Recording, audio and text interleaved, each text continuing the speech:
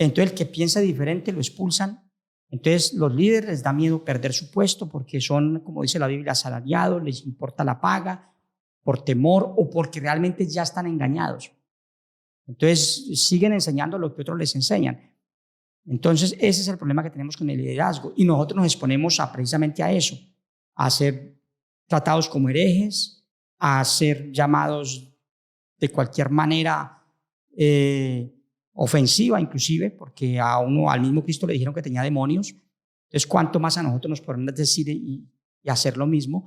Entonces yo quería mirar, por ejemplo, dos pasajes de la Biblia donde la profecía y el mismo Cristo muestran cómo la iglesia sí estará en las tres etapas de las que hablamos. Antes de que esto se me escape, hermano. Entonces, para eso he tomado Isaías 53:8, y San Mateo 24:34. En esos dos textos, si los unimos, vamos a entender que la generación, allí lo llama generación al cristianismo, porque venimos de Cristo, el género cristiano.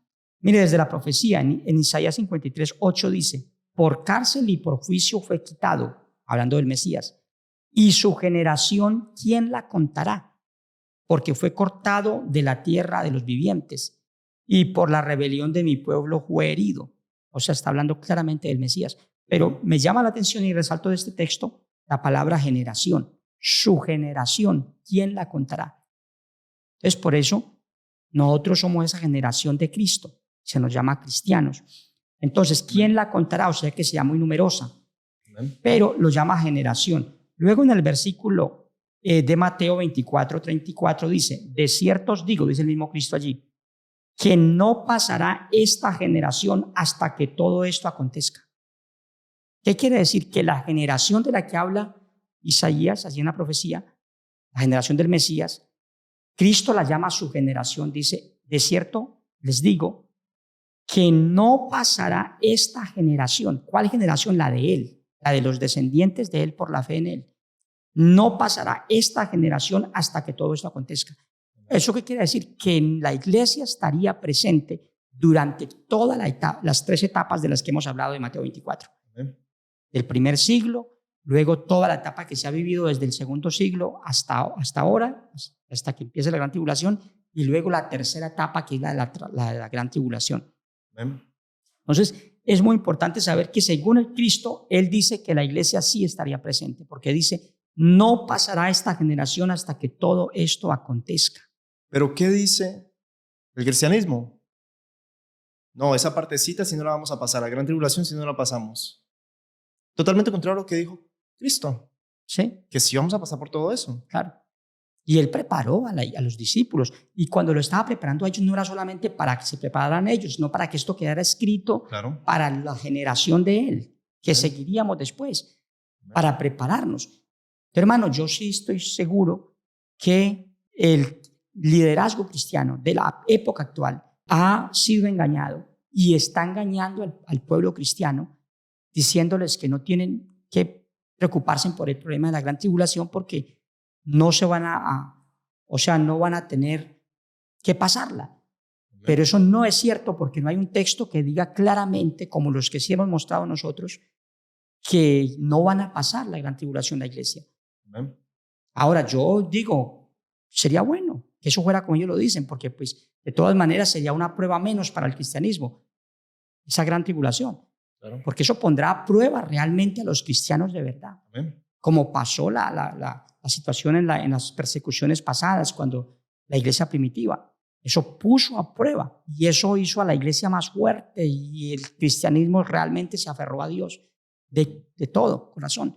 Entonces, hermano, pero ahora al cristianismo lo van a tomar descuidado y por esa razón va a terminar engañado y unos reaccionarán, pero cuando ya estén dentro de la misma situación de la gran tribulación, caerán en cuenta, pero ya es tarde. Entonces, ¿qué hizo Cristo? Preparó a la gente, incluso les dijo: huyan a los montes, ocúltense, va a pasar esto. Entonces, la iglesia tiene que saber que eso puede darse en cualquier momento y que estamos en el momento preciso, precisamente, el ambiente está como para que eso se dé. Amén.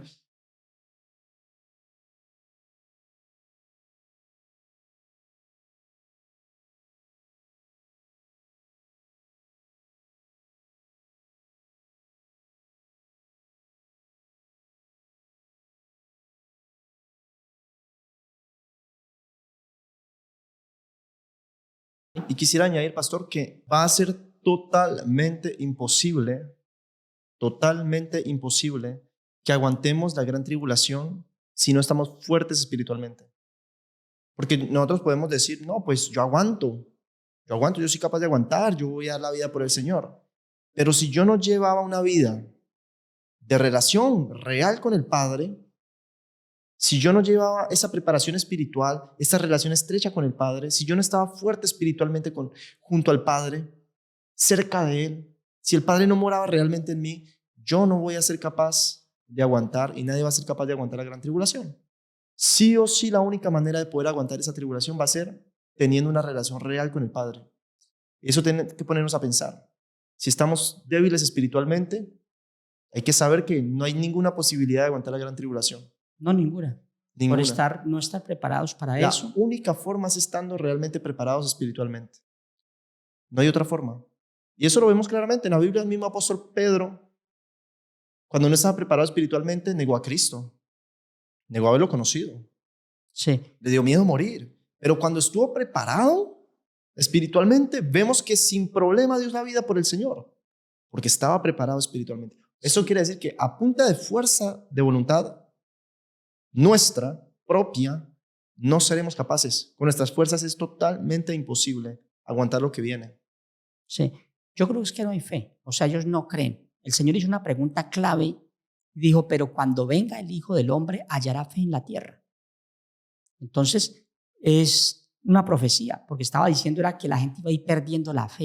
Entonces, hay mucha gente que realmente en su corazón, en lo más profundo de ellos, no tiene la fe suficiente para creer que lo que nos espera es realmente enormemente mayor a lo que hay aquí en la tierra. Pero por supuesto.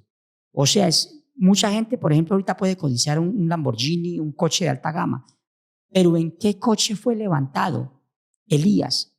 Dice la Biblia que fue en un carruaje de fuego, o sea, algo glorioso. Fue tremendo. Entonces, así mismo en la Biblia aparecen promesas y cosas que lo que aquí se vive son cosas realmente insignificantes. No hay punto de comparación. Ahora, lo que se siente, o sea, y lo he estado en el espíritu realmente, y lo que se siente estar en la presencia del Señor, realmente en el espíritu, sin estar fingiendo ni por emoción del cuerpo, sino porque se está en el espíritu. Y yo he tenido esa experiencia, la tuve en una oportunidad y en varias la he tenido, pero en una ocasión que tuve una visión sobre la venida del Señor, sobre el levantamiento de la iglesia, y me sentí, me vi ya en la otra, en la presencia del Señor. Y realmente es algo que se siente que no se puede explicar. O sea, aquí no hay felicidad como esa.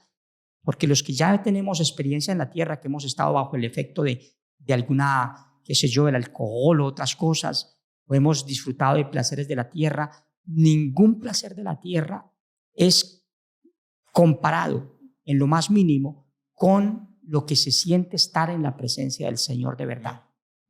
Entonces, yo la invitación que le hago a todos en el nombre del Señor Jesús es abrir los ojos a no estar como esas vírgenes insensatas que estaban dormidas, tranquilas, porque pensaban que no había problema, que todo iba a estar bien. No, hay que prepararnos porque la voz se está oyendo. Y es que las cosas que vienen son tremendas, son terribles. Y hay que estar preparados porque si no tenemos aceite en la lámpara, aquí vamos a quedar muchos. O van a quedar si no tienen el aceite suficiente para alumbrar su vida en Cristo, para iluminar al mundo con la luz de Cristo. Amén. Y yo creo que una de las claves para poder amar la venida del Señor y amar que todo esto aquí finalice por fin, esta tierra que finalice por fin, que el pecado finalice por fin, es conocer lo que va a venir. Porque es que el cristianismo, yo no sé por qué se ha estancado tanto en eso. La gente sí sabe que después vamos para el cielo y hasta ahí no saben nada más. O sea, ellos no saben nada más, solo saben que después de la muerte está el cielo, pero no saben qué va a pasar en el cielo, no saben cuál va a ser nuestro trabajo a partir de ahí, en qué posición el Señor nos va a poner a nosotros los salvos. Eso es un tema que podemos tratar en otro podcast. Es muy interesante saber qué es lo que va a pasar después, ya en el plano celestial, cuando ya el Señor nos haya salvado. Es glorioso la posición en la que vamos a estar, es gloriosa. El Señor nos va a poner aquí a dirigir la nueva tierra que va a haber, porque el Señor va a hacer nuevo cielo y nueva tierra.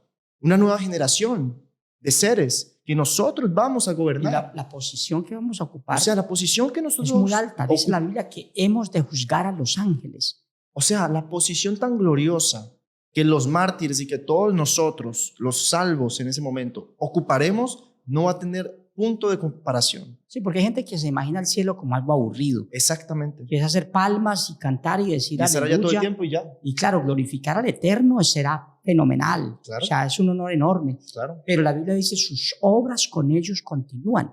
El trabajo sigue. O sea, la Biblia dice que hemos de juzgar a los ángeles. Amén. La Biblia dice que reinaremos, o sea, eternamente estaremos sobre el nuevo cielo, la nueva tierra especialmente. Vamos a estar aquí ocupándonos de los nuevos seres que el Señor va a crear, de la nueva generación que el Señor va a crear. Nos van a ver con el Señor llegar aquí.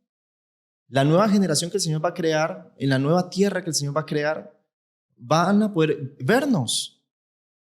Y autoridad tendremos sobre Y ellos. tendremos autoridad sobre ellos. O sea, la posición no va a ser comparable ni siquiera con las posiciones más altas de la actualidad de esta tierra.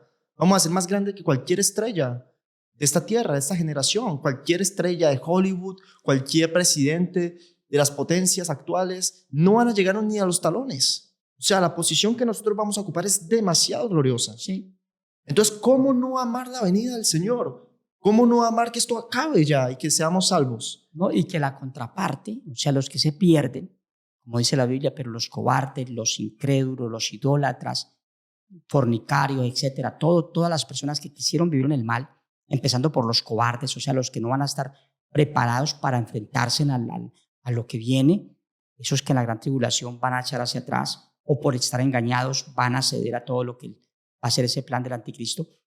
Entonces, esa gente dice la Biblia que estarán afuera. ¿Afuera dónde? En el lugar de tormento, Amén. en el infierno. Que eso habla la Biblia de manera textual. Ese asunto de que no hay infierno es mentira.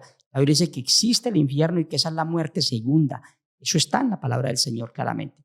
Amén. Entonces, mientras que nosotros estemos en la presencia del Señor, gozándonos, donde no habrá más llanto, sufrimiento, dice la Biblia que resplandeceremos como las estrellas a perpetua eternidad. No habrá más muerte, regiremos las naciones, estaremos gobernando el nuevo mundo. Amén. O sea, estaremos bajo realmente una posición maravillosa. Entonces, en la otra parte estarán en ese lugar que arde de fuego y azufre, que es el infierno. Amén. Entonces, invitamos a la gente a eso, a salir Sí. de ahí, de ese conformismo, a prepararnos para lo que venga, para estar fuertes. Y así como la iglesia primitiva resistió, nosotros también resistimos. Amén.